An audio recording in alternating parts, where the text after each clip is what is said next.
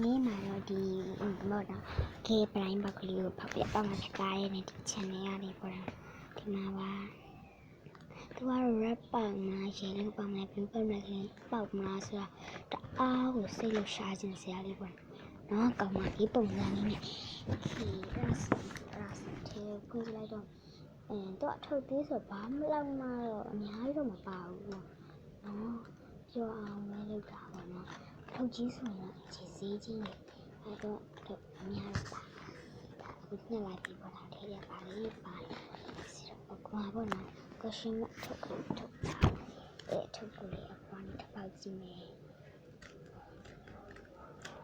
ခေဖောက်ကြည့်လိုက်တဲ့အခါမှာထွက်လာတဲ့ဟာအဲ့တော့မှာပေါ့နော်ပါလေးလဲဆိုတော့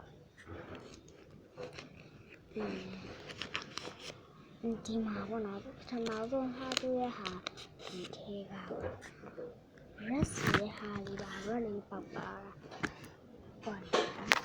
ကတော့ကောင်းမှကြည့်ဒီဟာရတာရဲ့ပါဘယ်လိုမျက်နှာတော့အနာလေးပုံစံပေါက်တာပုံစံလို့ထားအဲ့ဒါဆိုသူစီထိုးပြီးမယ်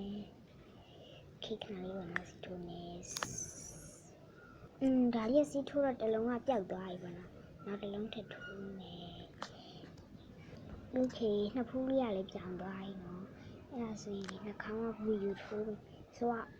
โอเคအဲ့ဒါဆိုအရင်ချစ်ဖို့ကောင်းတဲ့မျက်နှာလေးရသွားပြီ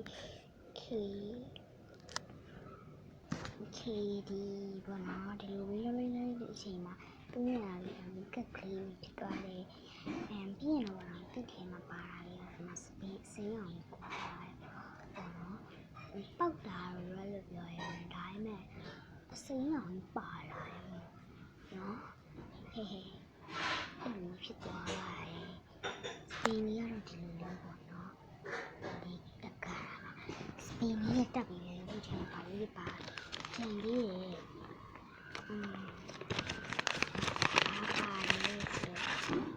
သူ့ထဲမှာဒါလေးတကပ်ပါရေးတူမှာအဲ့သူ့ရဲ့အနောက်မှာကပ်ဖို့အတွက်ပါတာပေါ့သူ့ရဲ့စပင်းရဲ့အနောက်မှာနော်သူ့စပင်းရဲ့အနောက်မှာလာကပ်ဖို့ပါဒီလိုပေါ့နော်ချစ်စရာလေးပါဒါဒီလောက်ပဲပါတယ်ပေါ့နော်အားလုံးပဲဘိုင်